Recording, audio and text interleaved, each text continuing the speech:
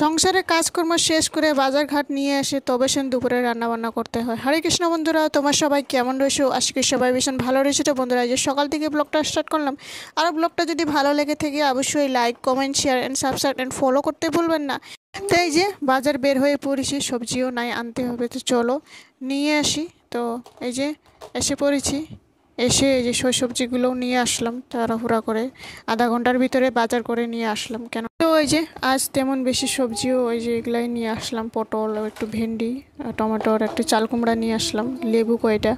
তবে এই যে তিতা করলা ছিল, তিতা করলা আলু দিয়ে একটা ভাজা করব, 2-3টা কাঁচা লঙ্কা দিয়ে।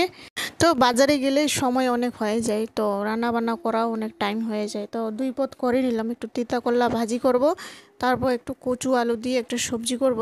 তো এনে তিতা করলাটি সুন্দর করে ভাজাভাজি করে হলুদ লবণ দিয়ে দিই, এটিকে আমি ভাতও বসিয়ে দিই। তো বাজারে যাওয়া কাম না থাকলে তো আগে মানে 3-4 পত্তাও হয়ে যেত করা।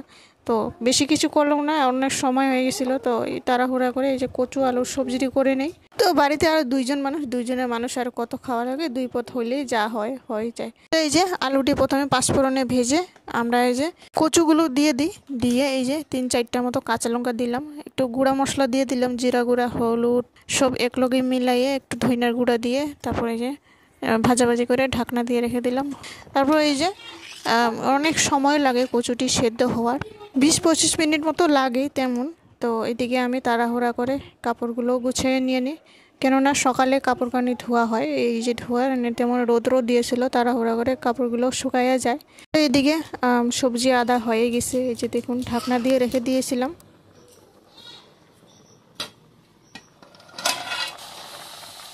আর কচুগুলো সিদ্ধ হইলে কি সুন্দর মিলে যায়, এই যে দেখুন, এই যে কি সুন্দর হয়েছে। একটু ধইনা বাটা কেটে দিলাম, তারপর সুন্দর একটা সেন্ট আছে।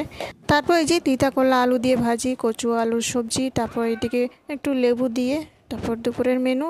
তো বন্ধুরা, ভিডিওটি ভালো লাগলে অবশ্যই লাইক করে দিয়ে যাবেন।